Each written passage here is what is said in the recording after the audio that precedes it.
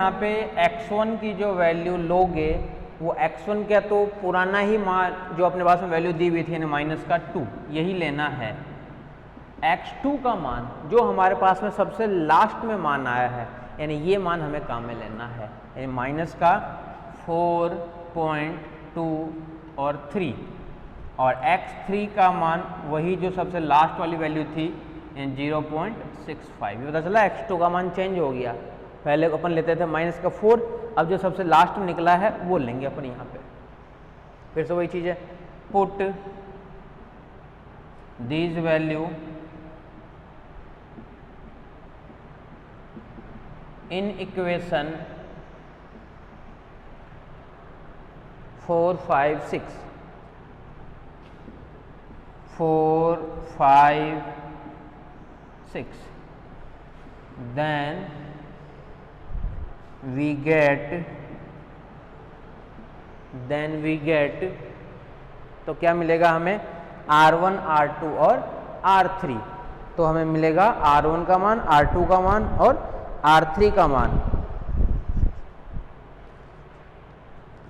R1 का मिलेगा 2.06, R2 का मिलेगा माइनस का 0.06 और R3 का मिलेगा R2 का मिलेगा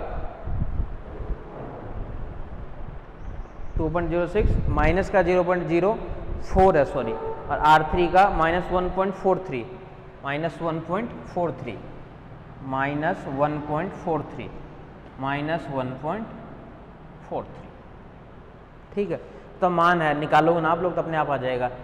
इन सबको कहाँ रखना है, इन इक्वेशन में। तो कौन सा मान निकलेगा, R1, R2, R3 का, R3। ठीक है, फिर से वही चीज़ आ जाएगी। Hair largest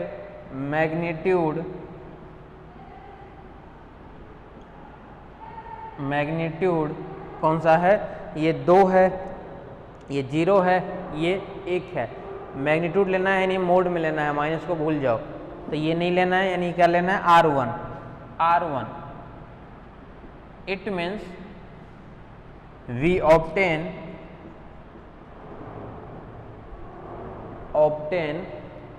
x1 in equation, x1 obtain करना है हमें, और x1 मतलब क्या हो गया, सॉरी ये फर्स्ट नंबर से, in equation first, then x1 equal to x1 का मान हमारे पास में क्या आएगा वो देखो।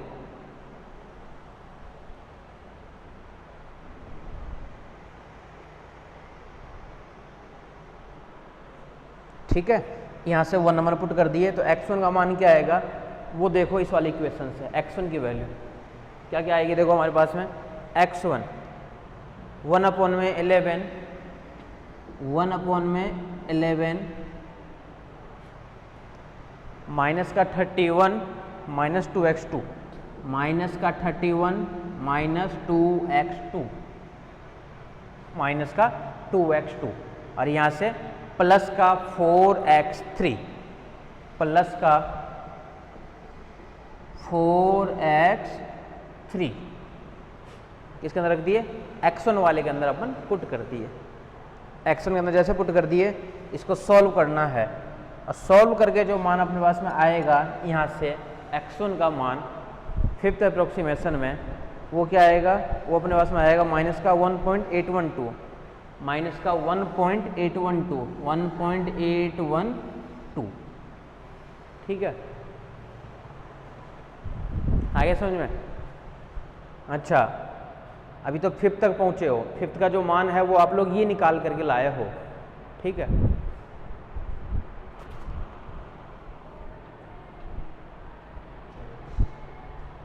x1 का मान जो है यहाँ पे पहुँचे अभी अपन, तो यहाँ तक अब पहुँचने के बाद में 6 निकालना है, 7th निकालना है, 8th निकालोगे, 9th निकालोगे, 10th निकालोगे, निकालते निकालते ही मर जाओगे, ऐसा मान लो कि बहुत ज़्यादा आगे तक निकालना है।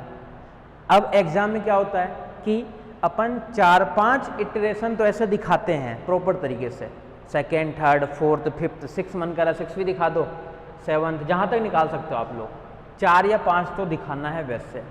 बाद में एक अपन टेबल के द्वारा बना करके दिखाएंगे, बाद में अपन क्या करेंगे, सभी मानों को एक टेबल के द्वारा दिखाएंगे। वो कैसे दिखाएंगे, पहले ये देखो कि क्या हमारे पास में यहाँ पे अपन छोड़ सकते हैं क्या आंसर को, बोला अभी नहीं छोड़ सकते हैं, क्योंकि फिफ्थ वाले के अंदर जो x1 का मान आया है हमारे पास में वो क्या आया है, माइनस का 1.812, और x1 का मान इससे जस्ट पहले वाले स्टेप में है, बोला उससे तो निकला था x2, बोला उससे पहले वाले में देखो, बोला उस सबसे पहले x1 का मान ये था माइनस का 2, बोला ये माइनस का 2 था और ये माइनस का 1.812 है, बोला नहीं है बराबर, जब तक नियर बाई ना आ जाए, कोशिश करो कि बिल्कुल एग्जैक्ट मिल जाए, कोशिश करो बिल्कुल एग्जैक्ट मिल जाए, क्लियर है, बिल्कुल एग्जैक्ट मिल जाए, मतलब जैसे कहीं पे मान आ गया 1.18 मान लो मान आ जाता हमारे पास में, जैसे सपोज करो x1 का मान यहाँ पे क्या आ जाता 1.99, तो अपन क्या लिख देते हैं कि हाँ वो -2 है, ठीक है। अब कई बार ऐसे बोलते हैं कि जब अपन फर्स्ट वाली वैल्यू निकाले थे उनको अपन एग्जैक्ट मान क्यों लिख दिए थे, ठीक है, बोला उससे फर्क नहीं पड़ता, अगर वही मान लिखते हैं ना कि माइनस का 1 पॉइंट कुछ लिख देते हैं तो भी काम वही करना पड़ता, तो भी समान नहीं देता वो, ठीक है। तो x1 का मान पिछले वाले x1 से मिलनी चाहिए जो कि नहीं मिल पा रही है, x2 का मान जो निकाले थे इससे पहले वाले स्टेप के अंदर वो निकाल रखे अपन माइनस का 4.23, तो x2 का इससे पहले वाले के अंदर मिलने चाहिए थी, पहले वाला मान हमारे पास में क्या था x2 का माइनस का 2 था, बोले समान ही नहीं है। x3 का, बोला x3 का तो अभी आया ही नहीं है मान, तो सीधी सी बात है ये आगे चलेगा, आगे चलेगा तो बोलेगा अपन ऐसे कितने टेबल बना के दिखाएंगे, क्योंकि एग्जाम में तो और ज़्यादा टाइम लगेगा, एग्जाम में एक क्वेश्चन कम से कम ऐसे मान लो कि 40 से 45 मिनट आपको लगेगा एक क्वेश्चन करने में, क्योंकि कैलकुलेशन भी खुद ही करोगे, तो एग्जाम में कहाँ तक मान निकालोगे। तो एग्जाम में क्या होता है करने के लिए कि इतने इटरेशन तो आप लोग निकाल दो, बाकी जितने भी इटरेशन बच गए ना उसको एक टेबल के द्वारा बना करके दिखा दो, उसको एक टेबल के द्वारा बना करके दिखा दो, ठीक है। अब टेबल के द्वारा कैसे बना के दिखाओगे, तो एक तरफ तो लिख दो अप्रोक्सीमेशन,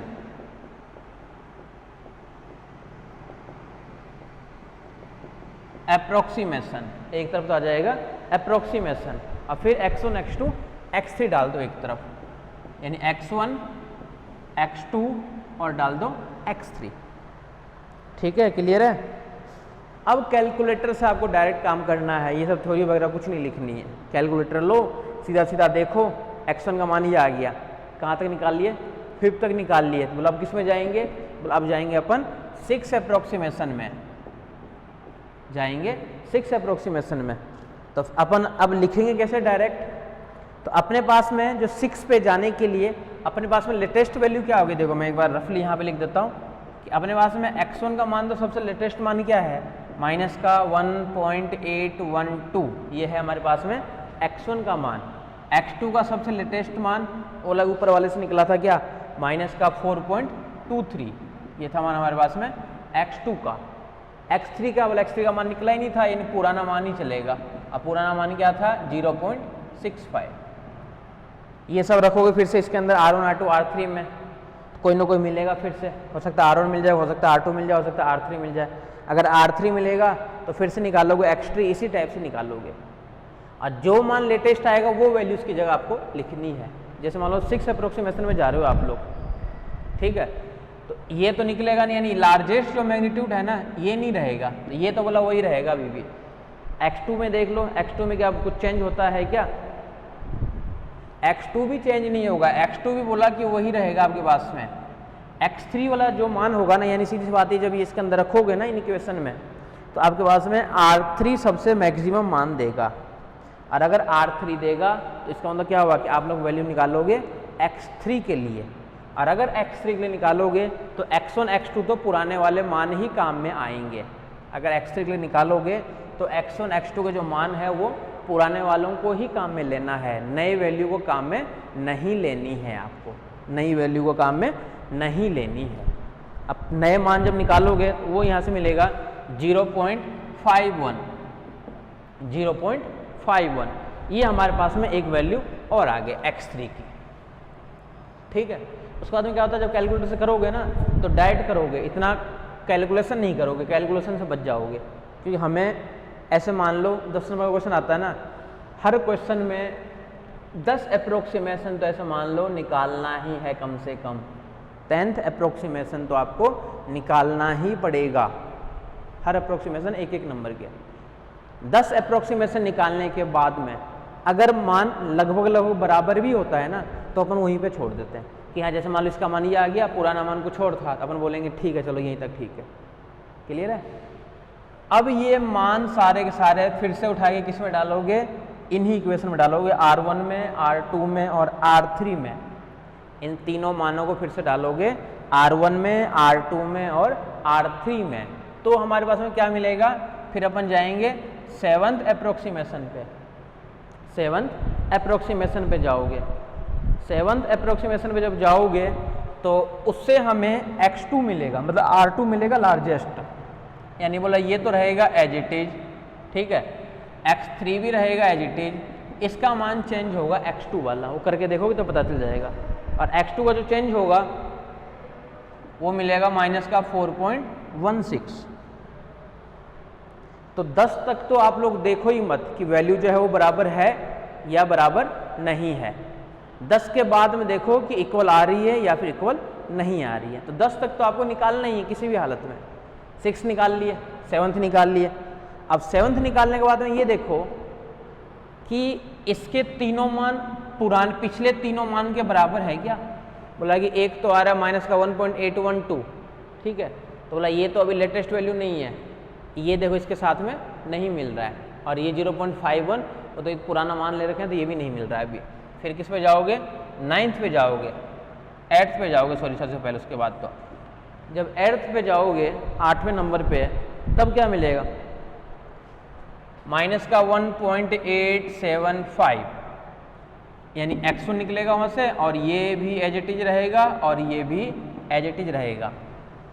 तब आपको कुछ हल्का सा हिंट लग रहा होगा कि x1 का जो मान था ना, वो पहले वाले में जब अपन निकाल रखे थे बहुत पहले, तब अपन यहाँ तक पहुँच गए थे x1 के मान तक। अब जो लेटेस्ट वैल्यू आगे देखो लगभग लोग करीब करीब है, मतलब एक बार और निकालेंगे तो लग रहा है कि x2 मिल जाएगा। x2 वाला बस दो डिफरेंस है, एक बार तो ये आ रहा है और ये आ रहा है, तो ये आपस में नहीं मिल रहा है अभी। x3 वाला बोला यहाँ पे तो 0.51 था, और उससे पहले x3 अपन 0.65 तक थे, बोला कि ये बराबर नहीं है। कौन सा वैल्यू में किससे देख रहा हूँ ये पता चल रहा है क्या, x1 वाले मान तो देख रहा हूँ उससे दूसरे वाली वैल्यू से। x2 वाले मान जो अब ये मत सोचना कि देखो ये और ये बराबर तो आ ही गया, इसको नहीं देखना है। सबसे पुरानी वाली जो वैल्यू है उसको देखो सबसे लास्ट वाली वैल्यू से, तब पता चलेगा। तब किससे निकालोगे, वो निकालोगे एट द अप्रोक्सीमेशन। फिर जाओगे इसी टाइप से आप लोग 9th अप्रोक्सीमेशन।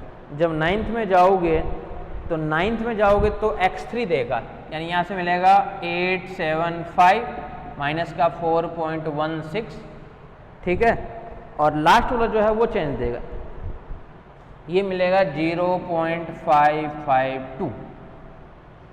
अब बोला कि दो लगभग नज़दीक आ चुका है, दो मान कौन कौन से, एक तो x3 का मान, एक डिजिट तो सेम आ गई, पहले 51 चल रहा था, अब ये 552 आ गया, और एक मान x1 वाला एक डिजिट जो था इसमें पॉइंट के बाद में वो सेम मिल गया था।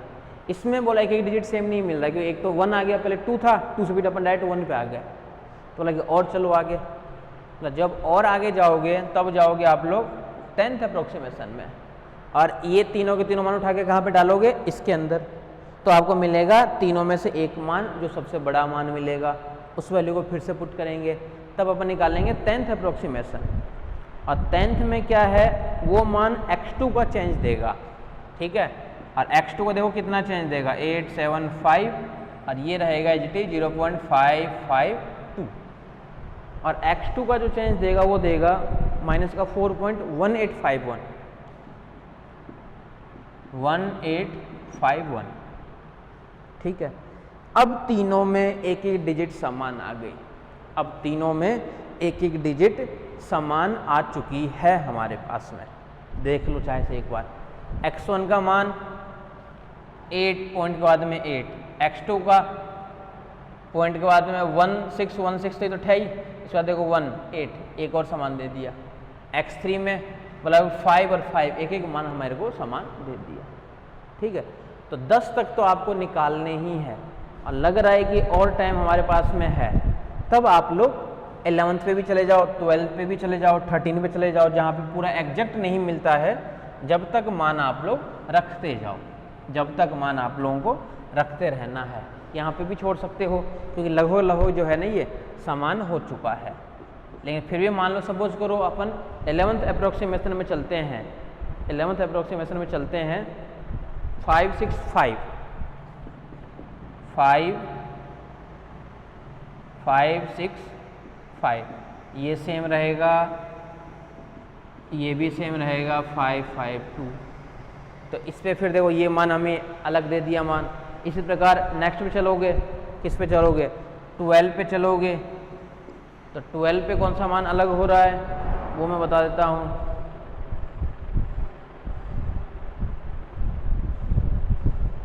.5395 ये तो ये आ रहा है, और ये अभी भी यही आ रहा है। ये काम आपको कैलकुलेटर से करना है। 1.8565 मैं अगर एक एक करके निकालने लग गया ना तो 3-4 घंटे में, ऐसे मान लो 5-7 दिन तो इस कैलकुलेशन में लग जाएगा, जबकि काम करना है कैलकुलेटर से। 12 पे निकालोगे, ठीक है। इसी प्रकार जाओगे 13 पे,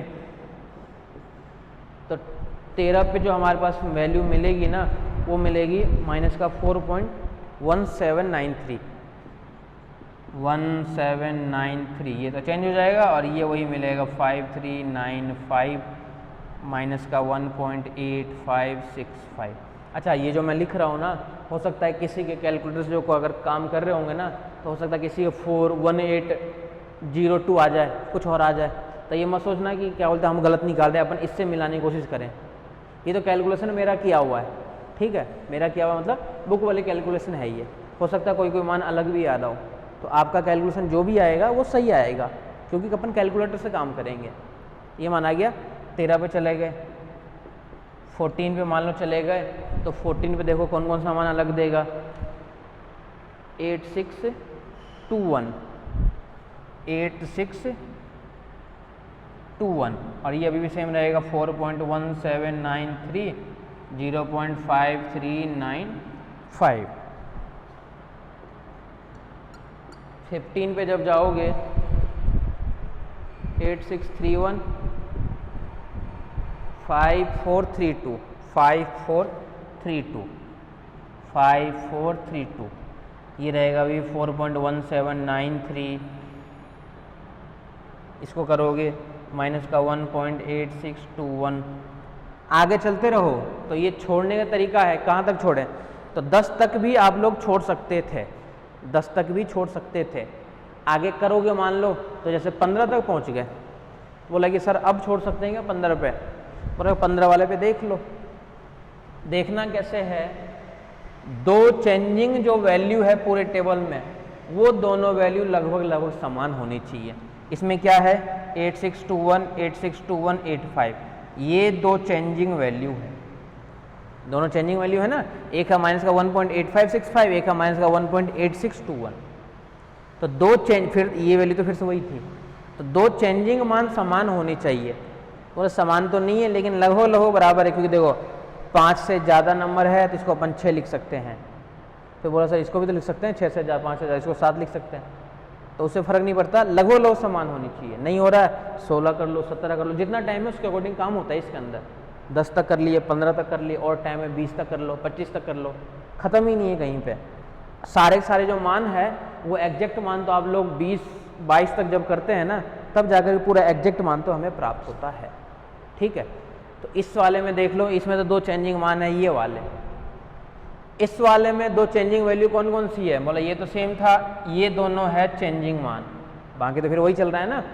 तो देखो क्या था चेंजिंग, 1851 1793, दो चेंजिंग मान, ये भी बोला लगभग समान है। इस टेबल में दो चेंजिंग मान कौन कौन से हैं, बोला कि लास्ट का ही चेंज हो रहा था, लास्ट का ही चेंज हो रहा था ना। और सीधी सी बात है, लास्ट वाले में एक ना एक मान तो आएगा ना, जब भी तो चेंज अपन करके किए हैं। इसमें चेंजिंग मान क्या है 5432, बोले ये 5395, बोला ये भी लगभग समान है। बोला अपन इसको यहीं पे छोड़ना चाहते हैं 15 अप्रोक्सीमेशन निकाल करके। क्लियर है, तो आपको इस टाइप से जो अप्रोक्सीमेशन है वो हमें निकालने होते हैं।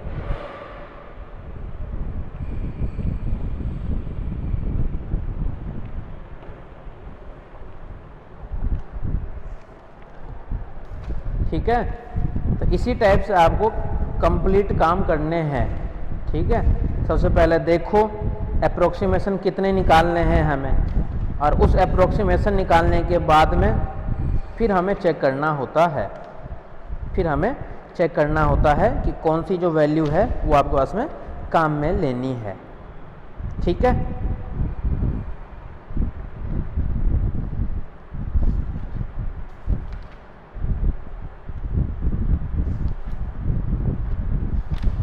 चले नेक्स्ट पे।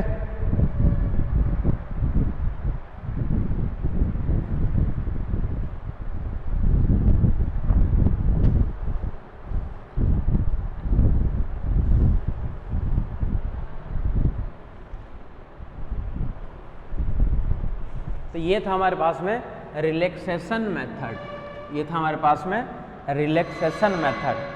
एक क्वेश्चन लास्ट क्लास में करा दिया था इससे रिलेटेड, एक क्वेश्चन ये करा दिया, और एक क्वेश्चन मिक्स करके और बाद में कराऊंगा।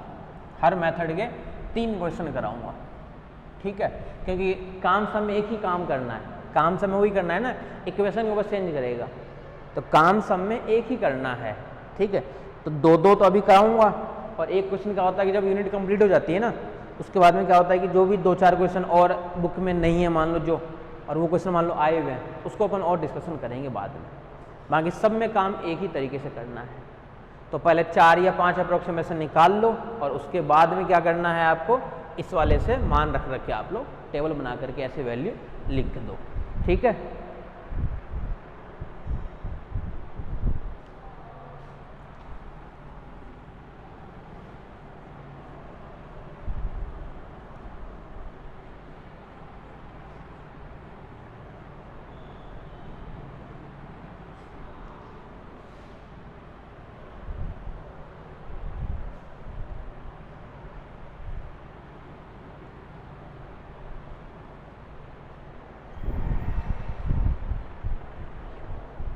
टॉपिक जो हमारे पास में अब है,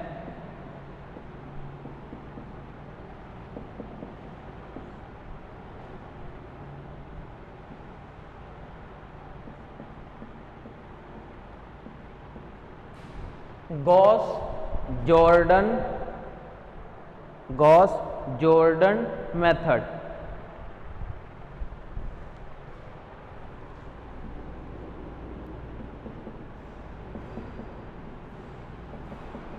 गॉस एलिमिनेशन मेथड भी बोल सकते हो, गॉस एलिमिनेशन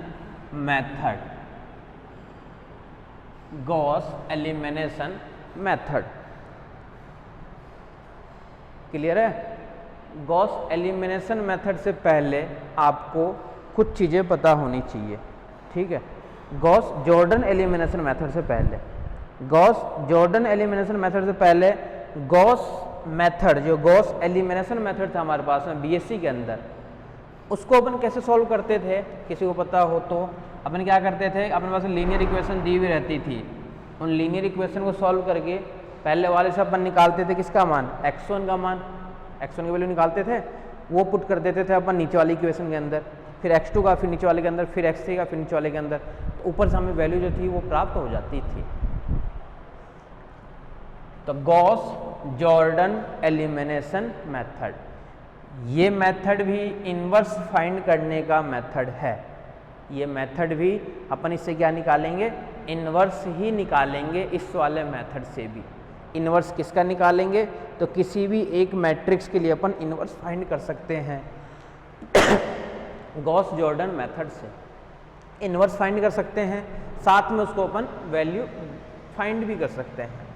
तो पहले देखते हैं गॉस जॉर्डन मेथड क्या है।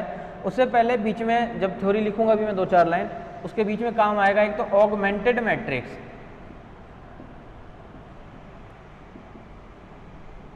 ऑगमेंटेड मैट्रिक्स पता होगा कईयों को, तो नहीं होगा तो बता देता हूँ। ऑगमेंटेड मैट्रिक्स क्या होता है कि जो भी हमारे पास में इक्वेशन दी हुई है, जैसे मान लो एक मैट्रिक्स दे रखा है ए, तो ए के साथ में हम क्या करते हैं, एक आइडेंटिटी मैट्रिक्स को और लिख देते हैं, एक आइडेंटिटी मैट्रिक्स को अपन और ऐड कर देते हैं उस मैट्रिक्स के साथ में, आइडेंटिटी मैट्रिक्स, ठीक है। और ए मैट्रिक्स जितने बाई जितने का है उसी के अकॉर्डिंग अपन लेंगे आइडेंटिटी मैट्रिक्स, ठीक है। और टारगेट क्या होता था, इसको जब ऑगमेंटेड में अपन चेंज करते थे कि जो ए है इसको तो बनाना है हमें क्या, आइडेंटिटी मैट्रिक्स, और जो ऑपरेशन लगाओगे वही सेम ऑपरेशन लगेगा इसके अंदर, तब हमें वो क्या निकल जाएगा, इधर से निकल जाएगा हमारे पास में ए इनवर्स की वैल्यू, तब हमारे पास क्या इसकी वैल्यू निकल जाएगी, ए इनवर्स की वैल्यू। क्लियर है क्या ये चीज़। जो भी मैट्रिक्स हमारे पास में देगा उस मैट्रिक्स के साथ में अपन एक आइडेंटिटी मैट्रिक्स लिखेंगे। बाद में क्या होता है कि जो ऑपरेशन अपन इसमें लगाएंगे वही ऑपरेशन हमें इसमें भी लगाना है और साथ में लगाना है ऑपरेशन, और उस ऑपरेशन से लगा करके हमें इस वाले मैट्रिक्स को चेंज करना है आइडेंटिटी मैट्रिक्स में, उसको हमें चेंज करना है आइडेंटिटी मैट्रिक्स में। और आइडेंटिटी मैट्रिक्स में जब चेंज करोगे इसको तो सीधी सी बात है वो फिर आइडेंटिटी नहीं रहेगा, वो चेंज होकर के बन जाएगा एक दूसरी मैट्रिक्स, और उसी का नाम होता है ए इनवर्स। तो मैट्रिक्स का A inverse upon Gauss Jordan elimination method से कई टाइप से कर सकते हैं। एक मेथड तो ये है जिसको अपन ऑगमेंटेड मैट्रिक्स बना करके करेंगे, बहुत आसानी से करेंगे। ऑगमेंटेड मैट्रिक्स बनाएंगे, ऑपरेशन लगाएंगे इसको आइडेंटिटी करने के लिए, और जो मिलेगा वो मिल जाएगा ए इनवर्स का मान। आप फिर कोई बोले कि इक्वेशन और दे साथ में इक्वेशन को और सॉल्व करो, फिर अपन क्या करेंगे कि जो ए इनवर्स होता है ये अपन जानते हैं, बोले कि ए एक्स बराबर बी होता है, तो बोला कि एक्स बराबर क्या मिल जाएगा, ए इनवर्स बी। तो बोला ए इनवर्स का मान रख दो, तो मान किसका आ जाएगा, x1 का, x2 का, x3 का, इनका सबका मान हमें प्राप्त हो जाएगा, ठीक है। एक तो होता है ये तरीका। एक तरीका ये भी होता है ऑगमेंटेड मैट्रिक्स के, एक तरीका करने का बता रहा हूँ गॉस जॉर्डन वाले के लिए। एक तरीका तो ये है, इस वाले से कर दो। एक तरीका दूसरा जो है वो हमें इस वाले मेथड से नहीं करना है, वो हमें करना है दूसरे वाले से, उसको हमें काम में लेना है, दूसरे वाली वैल्यू को हमें काम में लेनी है। वो काम में कैसे लोगे, तो वो भी चीज़ बता देता हूँ मैं कि आपके पास में जो भी दिया हुआ रहेगा, मान लो एक मैट्रिक्स दे दिया, चलो पहले तो अपन ये तरीका देखते हैं। दो तरीके हैं इसको करने के लिए गॉस जॉर्डन एलिमिनेशन मेथड के। एक तरीका तो ये है ऑगमेंटेड मैट्रिक्स बना दो फिर उसको सॉल्व कर लो, ऑगमेंटेड मैट्रिक्स बना दो फिर उसको सॉल्व कर दो। ये केवल और केवल है इन्वर्स फाइंड करने के लिए, ये सिर्फ और सिर्फ किसके लिए है, इन्वर्स अगर अपने को फाइंड करनी हो तो अपन इस मेथड से करेंगे, इन्वर्स फाइंड करनी हो तो। इन्वर्स के साथ में अगर मान लो अपने को x1 x2 x3 के वैल्यू मान भी पूछता है तो अपन जानते हैं कि अब ये ए इन्वर्स x बराबर क्या मिल जाएगा, ए इन्वर्स और साथ में b, तो अपन इससे वेरिएबल्स का मान भी निकाल सकते हैं। अगर कोई मैट्रिक्स आपके पास में दी हुई हो, मैट्रिक्स का इक्वेशन दी हुई हो 3x1 प्लस का 2x2 प्लस का 3x3 इक्वल टू दे दिया, मान लो 3 दे दिया, इक्वल टू मान लो 3 दे दिया, तब उसको अपन क्या करेंगे, 3 दे दिया, यहाँ पे मान लो एक दूसरी इक्वेशन दे दिया, वो दे दिया 2x1, ये दे दिया 4x2, ये दे दिया 5x3, ये दे दिया 6 दे दिया, ये 4x1 x2 प्लस का x3 ये 8 दे दिया। इसको जब बोले कि इसको सॉल्व करो और x1 x2 x3 का मान निकाल लो, इन्वर्स नहीं पूछ रहा हो, जब अपने पास में इन्वर्स नहीं पूछ रहा हो, तो बोला जब इन्वर्स नहीं पूछेगा तो भी अपन इसी से भी कर सकते हैं, अपन तो इन्वर्स निकाल देंगे फिर बाद में वेरिएबल्स का मान आ जाएगा। तो अगर इन्वर्स नहीं पूछता है तो भी अपन इसके अंदर ये वाला मेथड लगा सकते हैं, ठीक है। लेकिन इसका एक मेथड और दिया हुआ है कि अगर सिंपल अगर आपको x1 x2 x3 का मान ज्ञात करना हो, सिंपल अगर आपको x1 x2 x3 का मान ज्ञात करना हो, अगर वैल्यू फाइंड करनी हो, इसके लिए अपन क्या करेंगे कि x1 x2 x3 के कोफिशिएंट से एक अपन बना देंगे मैट्रिक्स, x1 x2 x3 के कोफिशिएंट से अपन बनाएंगे एक मैट्रिक्स, ठीक है। और वो मैट्रिक्स बनाने के बाद में पहले एक बार ये मेथड समझ लो, फिर बाद में तो क्या है, थ्योरी तो क्या लिखना, थ्योरी तो लिख लोगे आसानी से। इस मैट्रिक्स में मैट्रिक्स बना दोगे, जो भी मैट्रिक्स, जैसे मान लो ये बन गया 3 2 3 बन गया, ये 2 बन गया, ये 4 बन गया, ये 5 बन गया, ये 4 बन गया, ये 1 बन गया, ये 1 बन गया, मान लो ये मैट्रिक्स बन गई ए। क्लियर है। तो ये क्या कहता है, गॉस जॉर्डन एलिमिनेशन मेथड, या तो x नेक्स्ट टू एक्स का मान निकालने के लिए आप लोग ऑगमेंटेड मैट्रिक्स बना करके निकालो वैल्यू, ठीक है, या फिर अगर इसमें नहीं जाना